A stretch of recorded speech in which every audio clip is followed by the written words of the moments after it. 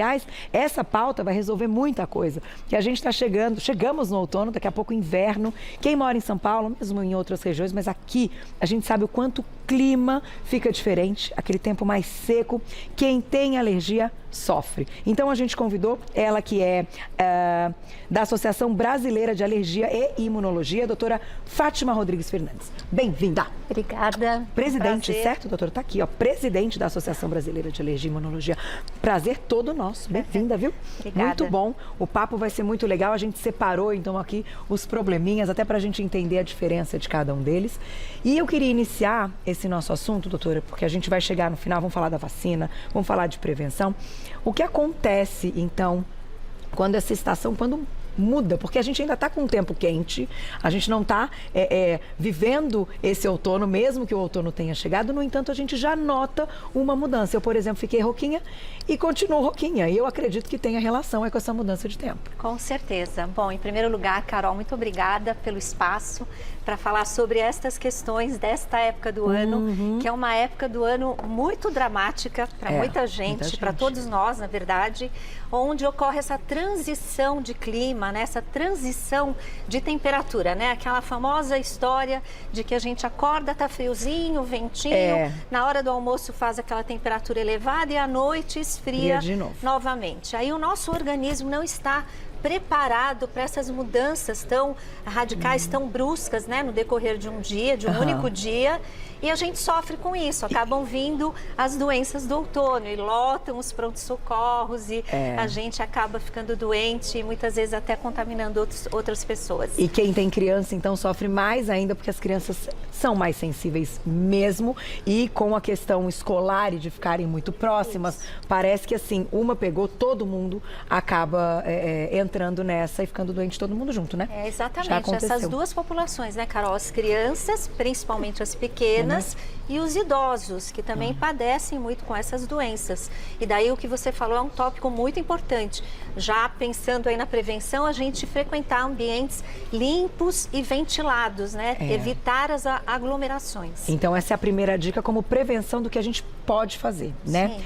Mas, doutora, a minha questão é a seguinte: as pessoas que têm realmente qualquer alergia, uma alergia respiratória, elas ficam muito sensíveis, né, nessa época do ano, e aí é isso que derruba a imunidade e que aí vírus, bactérias acabam, enfim, se aproveitando da situação? Sem dúvida. A gente sabe que mais ou menos 30% da população tem algum tipo de alergia.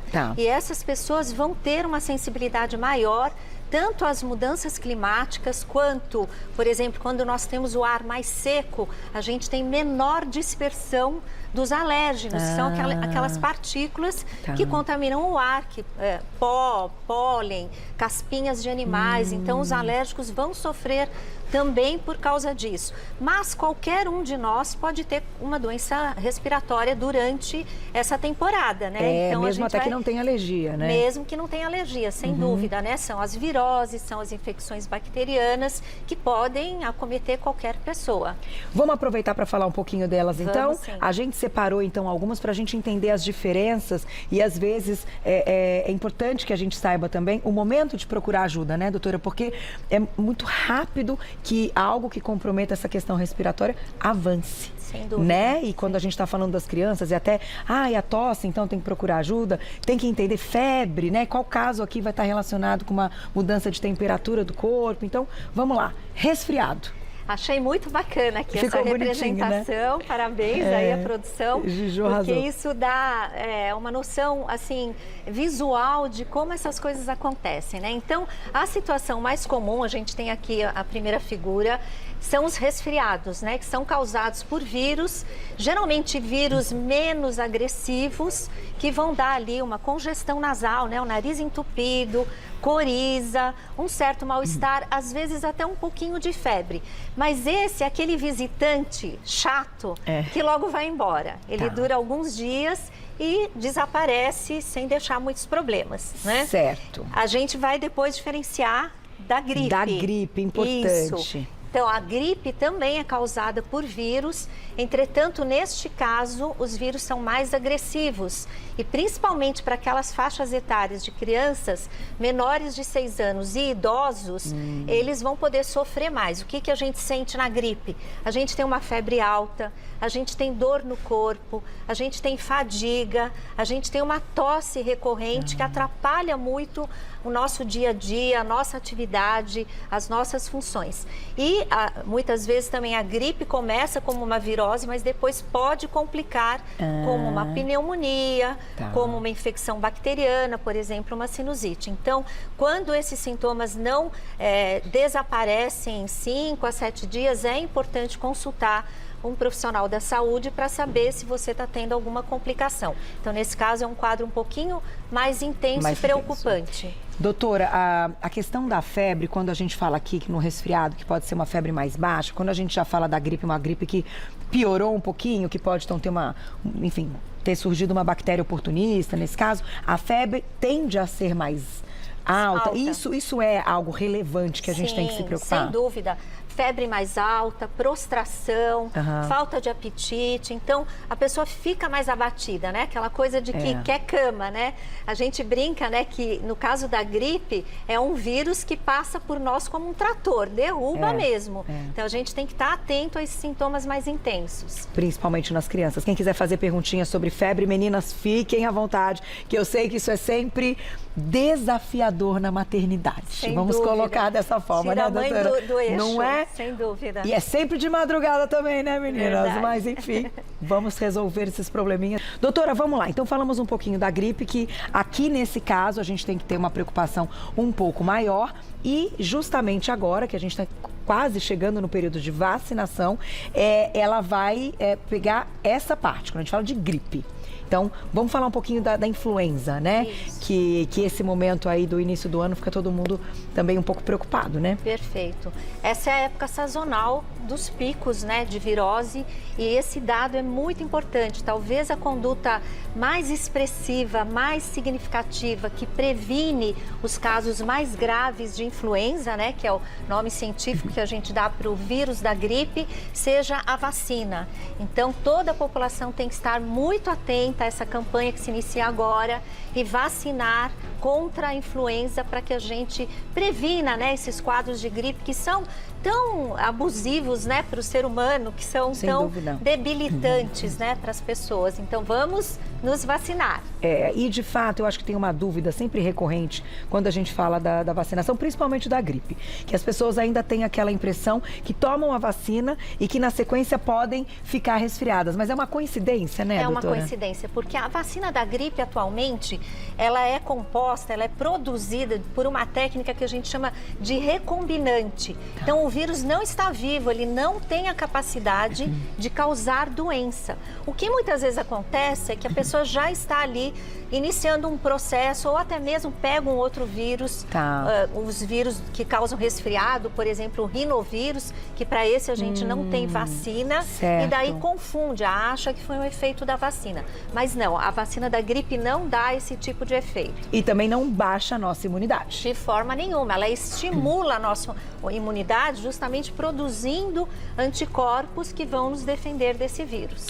A contraindicação é se tiver com febre, por exemplo. Então a pessoa está num quadro febril, ainda não sabe exatamente o que tem, aí esperar um pouquinho. Isso. Durante o quadro febril, isso pode confundir, né, a reação, alguma coisa assim, as pessoas ficarem com medo. O ideal é esperar baixar a febre e aí sim vacinar com mais segurança. Tá certo. Isso serve para adultos e crianças. Quando começa a campanha, doutora, que eu sei que está chegando? Começa agora em abril, se não me engano é dia 4 de abril. 4 de abril. Vamos prestar atenção, já vai ser divulgado. É isso, já é semana que vem. Isso, semana que vem, né? Nós já estamos no outono, né? Desde o dia 21. Gente, como tá passando rápido Passa esse ano. rápido. Vamos então aproveitar que a gente está fazendo a pauta antes, exatamente para todo mundo ficar ligado, né? E não ter problemas nessa estação. Vamos falar um pouquinho da rinite, doutora. A rinite está entre as mais comuns? Sem mesmo? dúvida. Isso, tem estimativas aqui da Sociedade de Alergia e de sociedades de alergia do mundo inteiro, que mais ou menos de cada 10 pessoas, 3 ou 4 tem um quadro de rinite, que pode ser mais leve, ocasional,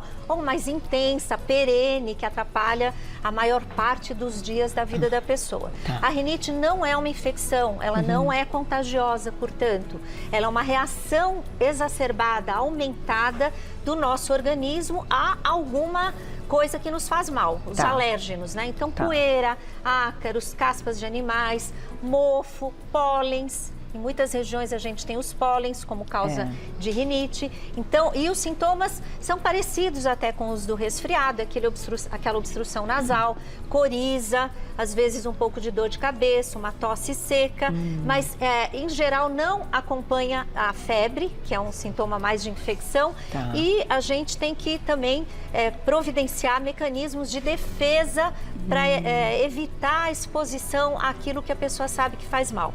Então, limpeza da casa, higiene com pano úmido, arejamento dos ambientes e sempre que possível, né, fazer um tratamento personalizado para o tipo intensidade de doença que o paciente apresenta. No caso da rinite, é um tratamento, como a gente diz, que é algo crônico, que o paciente, então, ele vai estar em tratamento durante todo o tempo para não ter as crises. Isso. Não é pontual. A gente tem uma classificação da rinite. Se ela for muito ocasional, que a gente chama de rinite intermitente, o tratamento pode ser mais pontual. Mas aqui em São Paulo, por exemplo, a maioria dos casos são de rinite perene, persistente. Então, nesses casos, se indica um tratamento contínuo, além do controle do ambiente, que a gente falou, e em alguns casos mais graves, a alternativa da gente fazer as vacinas para alergia, que é um tratamento que a gente chama de imunoterapia, que muda a resposta imunológica do organismo da pessoa de maneira que ela possa tolerar melhor aqueles alérgenos que lhes faz mal. Que legal, doutora. Isso é uma coisa muito importante. A gente nunca falou exatamente sobre isso. E aí eu te pergunto, tem os testes, então, que a gente descobre, né, os gatilhos, porque é difícil às vezes a gente entender o que foi, né, se de repente uma troca de um produto de limpeza em casa ou algo que estava no ambiente, um ar-condicionado, às vezes que não foi higienizado corretamente. Como é que a gente faz isso, então? Essa investigação é fundamental, inclusive antes de, se for o caso de fazer imunoterapia, é necessário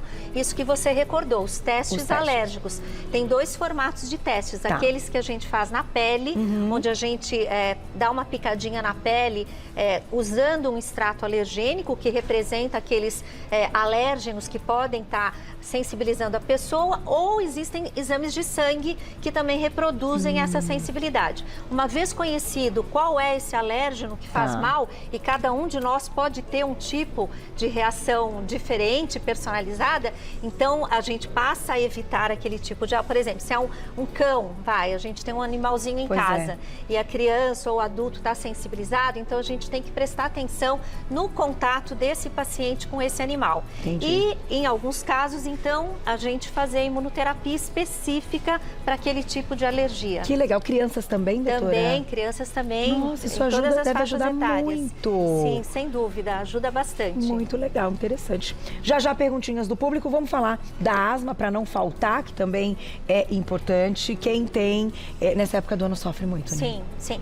E daí a gente chega numa condição que é um pouco mais temida, né, pelos profissionais da saúde, pelas famílias, porque a asma, ela é um diagnóstico que pode ter um risco, inclusive, de vida, né, dependendo da intensidade da crise. A gente tem, infelizmente, até hoje, notícias de pessoas que morrem durante uma crise de asma, né? Para lembrar de alguém muito recente, o nosso Papa, né, recentemente teve uma internação e é sabido que ele tem um quadro de asma, né, há muitos anos. Então, a asma é uma situação que envolve os brônquios, né? Então, é uma inflamação dos nossos brônquios que vai se manifestar com falta de ar, chiado no peito, aquele apitinho que parece um gatinho miando, aperto no peito e tosse.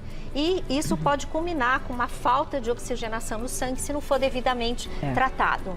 E aí precisa procurar ajuda e o tratamento, a gente já falou algumas vezes, também ser contínuo, né? Prestar bastante atenção, principalmente com as crianças, porque acaba sendo um quadro até um pouquinho mais perigoso. Com certeza, né? Tem um pouco, ficarem alerta. Doutora, eu vou lá e já volto. Já tem perguntinha, não tem, Glaucia?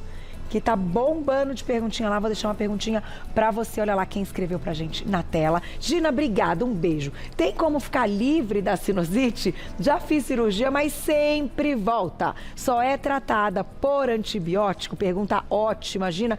Essa pergunta, a gente brinca que é a pergunta de $1 milhão, né? Porque sinusite é uma doença incômoda e muitos pacientes têm esse quadro de repetição, né? Recorrentemente. Então, acho que a primeira dica é assim, a gente tem que investigar a causa dessa sinusite. Às vezes ela pode estar associada a um processo viral, a um resfriado, a uma gripe. Às vezes ela é consequência de uma rinite alérgica que fica fora de controle, daí obstrui os canaizinhos que drenam a secreção dos nossos seios da face, daí acaba infectando. Às vezes ela pode ser consequência da pessoa ter um pólipo, que é um tipo de carne que a gente desenvolve dentro do nariz e que também obstrui esse canal de drenagem.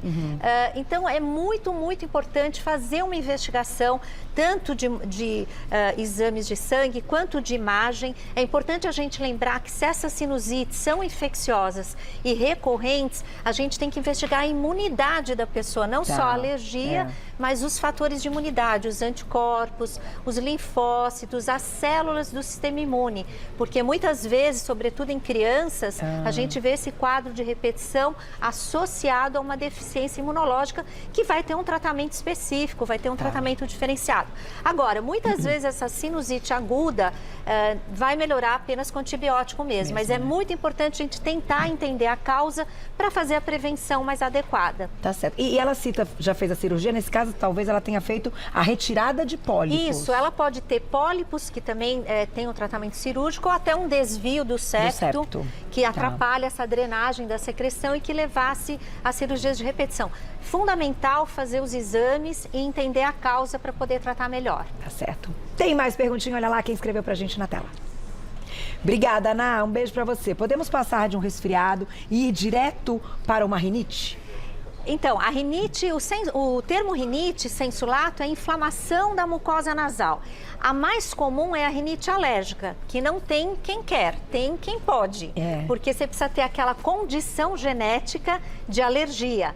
Entretanto, existem outros tipos de rinite. Uma rinite infecciosa, que é isso que eu acho que a pergunta quer dizer, né? Então, um vírus de resfriado pode causar os sintomas igual a da rinite, e aí a gente chama de rinite infecciosa.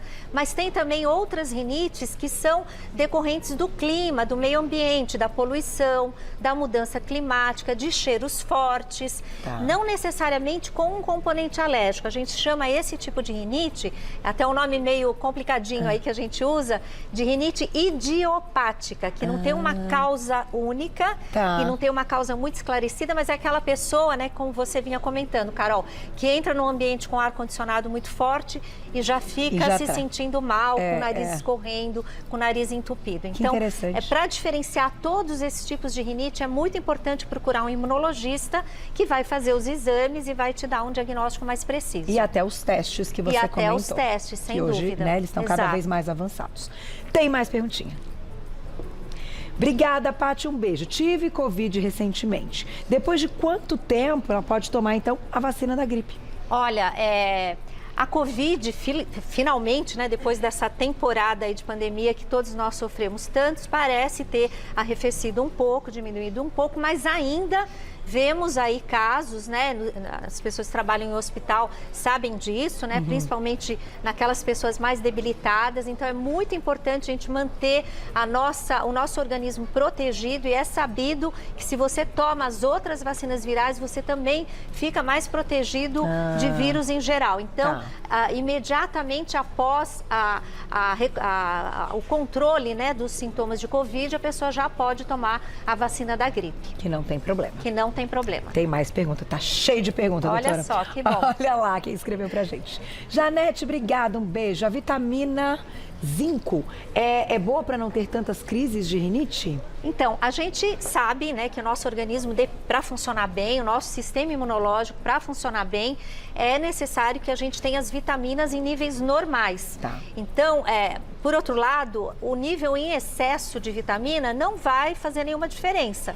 Então, frente a um quadro muito recorrente, é interessante conversar com o profissional da saúde, com o seu médico, para ver se é necessário tomar esses suplementos ou não, nesse caso do zinco especialmente. Tá certo. Tem mais perguntinha. Olha lá.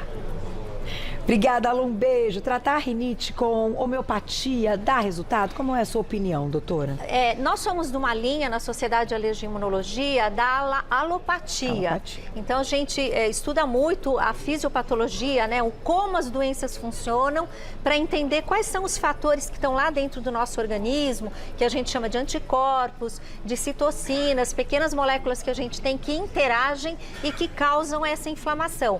Então, o tratamento que a nossa corrente terapêutica preconiza é em cima desses mecanismos identificados por pesquisas científicas e definidos para explicar a doença. E aí surgem os medicamentos que combatem especificamente cada mecanismo. A gente respeita muito todas as correntes. Eu acho que é uma decisão individual de cada família, de cada colega, de cada paciente, do jeito que ele se sente melhor, né? Mas uma coisa que eu acho que é inegociável, quando você tem uma infecção severa ou quando você tem a necessidade, né, de fazer uma vacina, eu acho que daí não dá para negociar. A gente tem que usar os medicamentos mesmo. Tá certo, doutora. Um minutinho dá tempo, Glaucia, a última perguntinha, tá? Olha lá. Obrigada, Sim. Um beijo. É verdade que quando a pessoa tem crises de sinusite, pode prejudicar o olfato? Pode, com certeza. Isso a gente viu bastante, né, na Covid, que também acometia a mucosa sinusal. E esse é um dos sinais de que a pessoa pode estar com sinusite. Então, se você que fez a pergunta tem algum problema de olfato, realmente você tem que investigar melhor essa sinusite. Pode ser que esteja, sim, né, com certeza, ali presente. Eu vou agradecer, obrigada, doutora, obrigada maravilhosa. A você, foi um prazer. Presidente, gente, da Associação Brasileira de Alergia e Imunologia. O Instagram da doutora é justamente da associação, @ASBAI, @ASBAI_alergia, @ASBAI_alergia. Já encontrou o trabalho da doutora. Obrigada. Obrigada. Foi maravilhoso. E dizer que no nosso site a gente tem muitas informações para a população e convidar vocês para estudarem essas doenças. Obrigada, viu, Carol. Beijo para vocês. A gente volta amanhã ao vivo, 1h da tarde. Fica com Mulheres. Beijo.